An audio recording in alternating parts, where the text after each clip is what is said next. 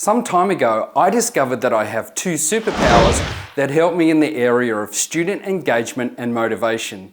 My first superpower is that I have very average intelligence. My second superpower is that I get bored really easily. So today I want to talk about how attending other people's online learning sessions can help you discover what your superpowers are and then how you can use those superpowers to increase your skills as an online learning teacher.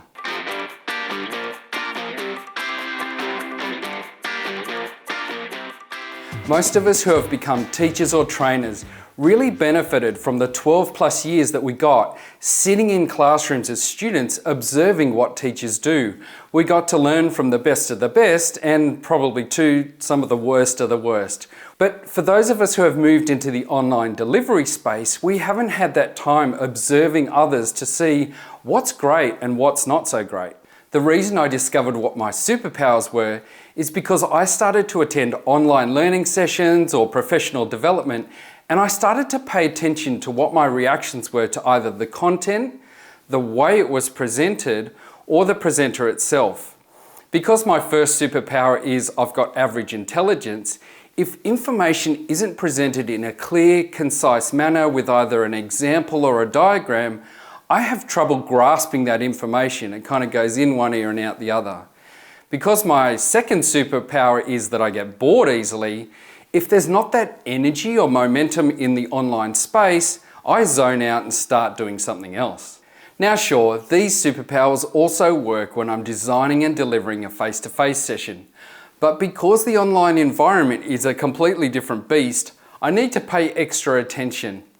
As an example, if I've got a poorly designed PowerPoint presentation, I'm delivering it face-to-face with participants, I can probably get away with it because I'm in the room with the participants, I can move around, I can be engaging in other ways and take the attention off the PowerPoint. But in the online environment, all the students can see is this poorly designed PowerPoint presentation that may lead to them being disengaged, bored, or not grasping the information. By attending other people's online sessions, I started to see what was engaging, what drew me in, what helped me absorb the content, and the flip side of that, what didn't work at all.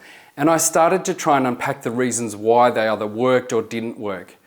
And it's not about criticizing or judging another session or another presenter. It's purely about trying to get to the best of the best and having some reason as to why things seem to work and others didn't, so that I can then take that and incorporate it into my practice. As a result of going to other people's online sessions, I learned heaps about how to present online.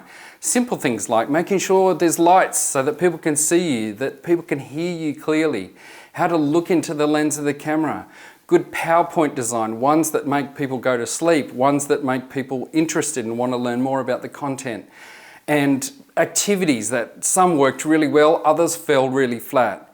In summary, I learnt heaps by observing others.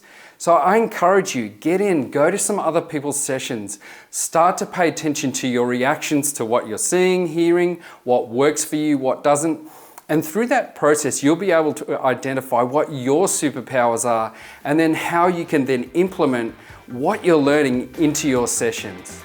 Right, that's it from me. I'll catch you next time on Virtually the Teacher.